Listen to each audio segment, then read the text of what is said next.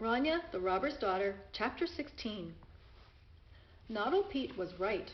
When the unearthly ones came up into the forest with their laments, it was autumn, even if Berk and Ronia did not want to admit it.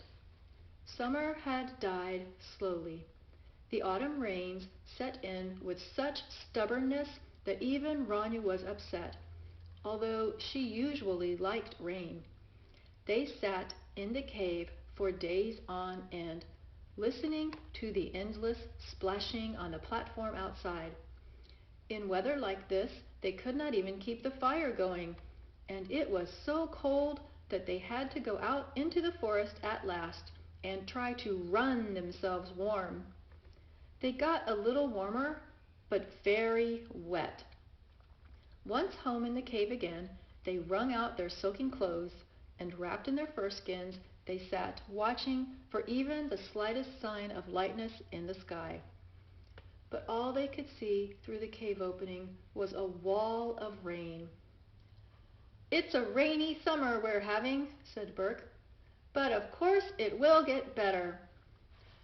And it did stop raining at last, but then storms came thundering over the forest. Winds tore up fir trees and ripped the leaves off birches. The golden gleam was gone. On the slope down by the river there was nothing to be seen now but bare trees, swaying pitifully in the harsh blast that was trying to tear them from their roots. "It's a blowy summer we're having," said Berk, "but of course it will get better." It did not get better. It got worse. The cold came, and it grew colder every day. And now the thoughts of winter could not be kept at bay any longer. Not by Ronia, at least. She often had nightmares. One night she dreamed she saw Berk lying embedded in snow, his face white and his hair white too, with frost. She woke up with a scream. It was already morning, and Berk was busy outside with the fire. She rushed to him and was relieved when she saw that he still had his usual red hair, with no frost on it. But the woods on the other side of the river were now white with frost for the first time. "It's a frosty summer we're having," said Berk with a grin. Ronia gave him a resentful look. How could he be so calm? How could he speak so lightly? Didn't he realize? Didn't he mind at all about his poor life? It was wrong to be afraid in Matt's forest. She knew that. But now she was beginning to be afraid. Terribly afraid of what would happen to them when winter came. "My sister is not happy," said Berk. "It's nearly time for her to leave here and warm herself at some other fire than mine." Then Ronia went back into the cave and lay down on her bed again. Another fire? But she had no other fire to go to. He meant the fire at home in the stone hall, and sure enough, she longed for it in this villainous cold. Oh, how she longed for once in her life to be warm again. But she could not go to Matt's fort, since she was not Matt's child. The fire at home would never warm her again, she knew, and that was that. There was nothing to be done. What was the use of grumbling when there was no escape? She saw that the bucket was empty, and she would have to go down to the spring for water. "I'll come as soon as I get this fire going," Berk called after her. Carrying the water home was hard work. It required two of them. Ronia walked off along the narrow path on the mountainside, where you had to go carefully and watch out that you did not fall headfirst off the rocks. Then she ran the last little bit through the forest, between birches and fir trees, to the glade where the spring was. But before she had quite reached it, she stopped dead. Someone was sitting on the stone beside the spring. Matt was sitting there. Matt, and none other. She remembered that dark curly head so vividly that her heart shook in her body. And now she began to cry, standing there among the birch trees, crying silently to herself. Then she saw that Matt too was crying, just like the time in her dream. He was sitting alone in the woods, grieving and crying. He had not noticed her yet, but suddenly he raised his eyes and caught sight of her. At once he flung one arm across his eyes and hid his tears, a gesture so helpless and despairing that she could not bear to see it. With a cry, she rushed forward and threw herself into his arms. "My child," whispered Matt, "my child." Then he shouted, "I have my child!" Ronia wept into his beard and asked, sobbing, "Am I your child now, Matt? Am I really your child again?" And Matt cried and answered, "Yes, as you have always been my Ronia, my child, whom I have wept for night and day. My, how I've suffered!" He held her a little away from him so that he could see her face. Then he asked tenderly, "Is it as love has said, that you will come home only if I ask you to?" Ronia was silent, and at that moment she saw Burke. There he stood among the birch trees, white-faced, his eyes full of sadness. He must not be so unhappy. "Burke, my brother, what are you thinking when you look like that?" "Is it true, Ronia? Will you come home with me now?" Matt asked. Ronia was silent, looking at Burke. "Burke, my brother, do you remember Greedy Falls?" "Come, Ronia, we're going now," said Matt. And Burke knew as he stood there that now it was time. Time to say goodbye and let Ronia go back to Matt, with thanks for the loan. It had to be. He himself had wished it, and he had known it for a long time. So why did it hurt so much? "Ronia, you don't know how it feels, but do it quickly. Go now." "Though I haven't asked you yet," said Matt, "I do it now. I ask you, Ronia, with all my heart. Come home to me again." Nothing in my life has ever been so hard, Ronia thought. She must say it now. It would crush Matt, she knew, but she must say it, that she wanted to stay with Burke, that she could not leave him alone to freeze to death in the winter forest. "Burke, my brother, nothing can part us in life or death. Don't you know that?" Only then did Matt catch sight of Burke, and he sighed heavily. But then he shouted, "Burke Borkison, come here. I want a word with you." Burke approached reluctantly and no closer than necessary. He gave Matt a defiant look and asked, "What do you want?" "To give you a beating, really," Matt said, "but I'm not going to. Instead, I ask you with all my heart, come back to Matt's Fort with us now. It's not because I like you, don't think that, whatever you do, but my daughter does. I know that now, and perhaps I can learn too. I have had time to think about this and that these last months." When Ronia fully realized what he had said, she began to quiver all over. She felt something break free within her. That awful lump of ice she had been carrying inside her, how was it that with just a few words her father could make it melt like a brook in spring? How could the miracle have suddenly happened, and she no longer had to choose between Burke and Matt, the two she loved? Now she need not lose either of them. The miracle had happened, just here and just now. Full of gladness and love and thankfulness, she looked at Matt and then at Burke. Then she saw that Burke was not happy at all. He looked confused and suspicious, and she grew frightened. He could be so stubborn and pig-headed. What if he did not know what was good for them? What if he would not come with them? "Matt," she said, "I must talk to Burke alone." "Why?" asked Matt.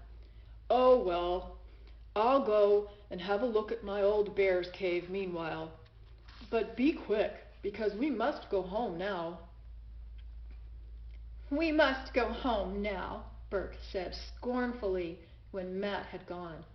"What home? Does he think I am going to be the whipping boy for Matt's robbers? Never!" "Whipping boy! How stupid you are!" said Ronia, and now she was furious again. "Would you rather freeze to death in the bear's cave?" Burke was silent for a moment. Then he said, "Yes, I think so." Then Ronia became desperate. "Life is something you have to take care of. Don't you realize that? And if you stay in the bear's cave for the winter, you'll be throwing away your life. And mine." "Why do you say that?" asked Burke. "How can I throw away your life?" Ronia shouted furiously, "Because I would stay with you, you numbskull, whether you liked it or not." Burke stood looking silently at her for a long time. Then he said, "Do you know what you're saying now, Ronia?" "I know," Ronia shouted, "that nothing can part us, and you know it too, numbskull." Then Burke smiled his brightest smile, and he was handsome when he smiled. "I don't want to throw away your life, sister mine. It's the last thing I want. I will go with you wherever you go, even if I have to live among Matt's robbers until it chokes me." They put out the fire and packed everything, and now they were leaving the bear's cave, and that was hard. But Ronia whispered to Burke so that Matt would not hear her and begin to worry unnecessarily. "Next spring, we'll move back again." "Yes, because we'll still be alive," said Burke, looking as if the idea pleased him. Matt was pleased too. He walked ahead of them through the forest, singing so that all the wild horses in their way ran off startled through the trees. All but Villain and Savage. They stood still, waiting, probably imagining that they were going to run some more races. "Not today," said Ronia, stroking Villain. "But tomorrow, perhaps. Perhaps every day, if there isn't too much snow." And Burke patted Savage. "Yes, we'll be coming back. Just you stay alive." They could see that the horses already had thicker coats. Soon they would be all shaggy for protection against the cold. Villain and Savage would also live to see another spring. But Matt was far ahead of them, walking through the forest singing, and they had to hurry to catch up with him. And when they walked for a long time, they came to the wolf's neck. There Burke stopped. "Matt," he said, "I want to go home to Borka's keep first and see how things are with Undis and Borka. But I give you my thanks for allowing me to come to Matt's fort and meet Ronia whenever I like." "Yes, yes," said Matt. "It won't be easy for me, but come." Then he laughed. You know what Not Pete says? The old fool thinks that the sheriff and his men will win in the end if we don't watch out. And therefore, he says, the best thing would be for Matt's robbers and Borka's robbers to join forces. Yes, he has plenty of crazy ideas." He gave Burke a look of sympathy. "It's a shame you should have such a dirty devil of a father. Otherwise, one might at least be able to think it over." "Dirty devil yourself," said Burke kindly, and Matt laughed appreciatively. Burke gave Ronia his hand. It was here, below the wolf's neck, that they had always said goodbye. "I'll be seeing you, robber's daughter, every day. You know that, sister mine." Ronia nodded. "Every day, Burke Porkeson." You could have heard a pin drop among the robbers in the stone hall when Matt and Ronia walked in. No one dared to cheer. It was a long time since their chieftain had allowed any cheers in Matt's fort. Only Noddle Pete made what was, for his age, an unnaturally high leap of joy. "There should be some sort of greeting when folk come home," he said. And at that, Matt laughed so heartily and so long that the robber's eyes filled with tears of happiness. It was the first laughter they had heard from Matt since that miserable morning at Hell's Gap, and the robbers hastened to join in. They laughed until they doubled up, Ronia as well. But then Lovis came in from the sheep pen, and there was silence. You could not laugh at the sight of a mother greeting her lost child who has just come home. And the robber's eyes filled with tears at this too. "Lovis, can you bring in the big wash tub for me?" asked Ronia. Lovis nodded. "Yes, I'm already heating the water." "I believe you," said Ronia. "You're the kind of mother that thinks of everything. And you have never seen a filthier child." "No," said Lovis, "never."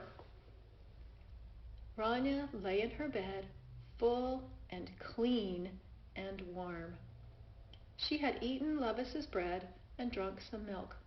And then Lovis had scrubbed her in the wash tub until her skin glowed. Now she lay there in the same old bed, and between the curtains she saw the fire slowly burning down on the hearth. Everything was as it used to be. Lovis had sung the wolf song for her and Matt, and it was time to sleep. And Ronia was sleepy, but her thoughts were wandering. "It will be very cold in the bear's cave now," she thought, "and here I lie, warm right down to my toes. Isn't it strange that such a little thing can make you feel happy?" Then she thought about Burke and wondered how he was getting on over at Borka's Keep. "I hope he's warm right down to his toes too," she thought, and closed her eyes. "I'll ask him tomorrow." There was silence in the stone hall, but then came an anxious cry from Matt. "Ronia!" "What is it?" she murmured, half asleep. "I just wanted to hear that you were really there," said Matt. "Of course I'm here," mumbled Ronia, and then she slept.